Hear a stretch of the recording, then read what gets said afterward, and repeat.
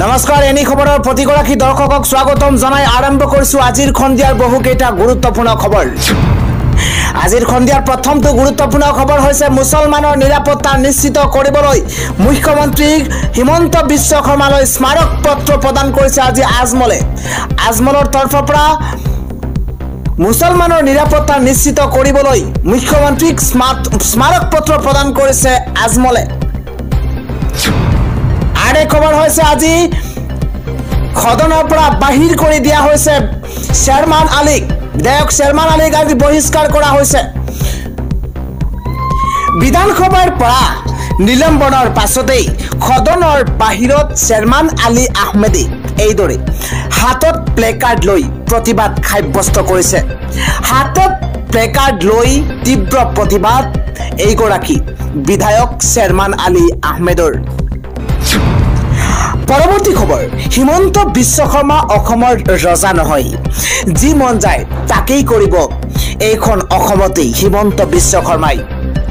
এই মন্তব্য কৰিছে অখিল গগৈয়ে। হিমন্ত বিশ্ব শৰ্মা অসমৰ ৰজা নহয়, যি মন যায় তাকেই কৰিব হিমন্ত বিশ্ব শৰ্মাই।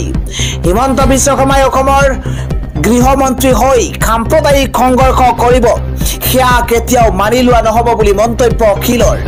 অখিল গগৈয়ে লগতে আৰু কয় যে হিন্দু মুছলমানৰ মাজত কাজিয়া লগাই থাকিব, সেয়াও মানি লোৱা নহ'ব। হিমন্ত বিশ্ব শৰ্মা এগৰাকী সংবিধান ভংগকাৰী, হিমন্ত বিশ্ব শৰ্মা এগৰাকী ষড়যন্ত্ৰকাৰী বুলি আখ্যা দিছে আজি অখিল গগৈয়ে। পৰৱৰ্তী খবৰ, মাত্ৰ এটকাতে হ'ব এইবাৰ মুছলমানৰ বিবাহ। আজি এখন নতুন আইন আহিছে, মাত্ৰ এটকাতে হ'ব মুছলমানৰ বিবাহ। 2026 চনত অসমত বাল্য বিবাহ সম্পূৰ্ণৰূপে বন্ধ হ'ব।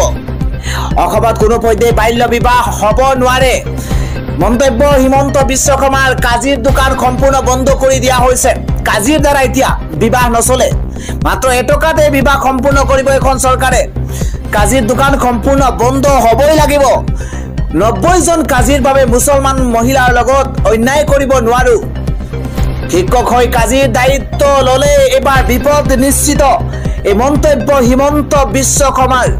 কাজিয়ে 4 পৰা 5 লাখ টকা লয় এখন বিবাহৰ বাবে। 4 পৰা 5 লাখ টকা লয় আৰু মাত্ৰ এতিয়া এটকাতেই মুছলমানৰ বিবাহ অনুষ্ঠিত হ'ব। আৰু তাৰ বাবেই এখন নতুন আইন আনিছে চৰকাৰে। চৰকাৰীভাৱে এতিয়াৰে পৰা মুছলমানৰ বিবাহ সম্পন্ন হ'ব। মুছলমান মহিলাক ন্যায় দিবলৈ চৰকাৰে এই নতুন ব্যৱস্থা গ্ৰহণ কৰিছে।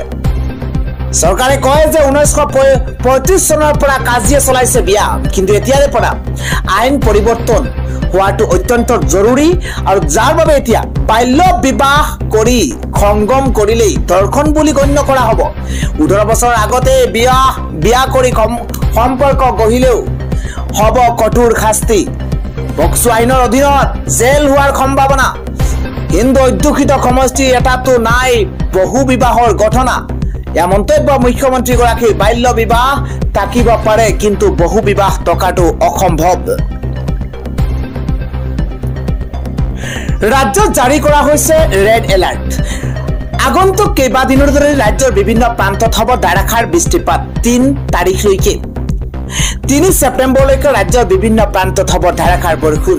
ইতিমধ্যে বতৰ বিজ্ঞান কেন্দ্ৰৰ তৰফৰ পৰা আগজাননী প্ৰদান কৰা হৈছে। উজনি আৰু নামনি অসমত, উজনি নামনিত মধ্য অসম সকলোতে য়েলো এলাৰ্ট জাৰি কৰিছে বতৰ বিজ্ঞান কেন্দ্ৰই। 3 ছেপ্টেম্বৰলৈ ৰাজ্যত মুখলধাৰ বৰষুণৰ সম্ভাৱনা আছে বুলি বৰঝাৰস্থিত আঞ্চলিক বতৰ বিজ্ঞান কেন্দ্ৰৰ তৰফৰ পৰা কোৱা হৈছে। পৰৱৰ্তী খবৰ, মোদীৰ ৰাজ্যত হৈছে ভয়ংকৰ বানপানী। মোদীৰ ৰাজ্যত বানপানীৰ বাবে 29 গৰাকীকৈ লোকৰ মৃত্যু হৈছে।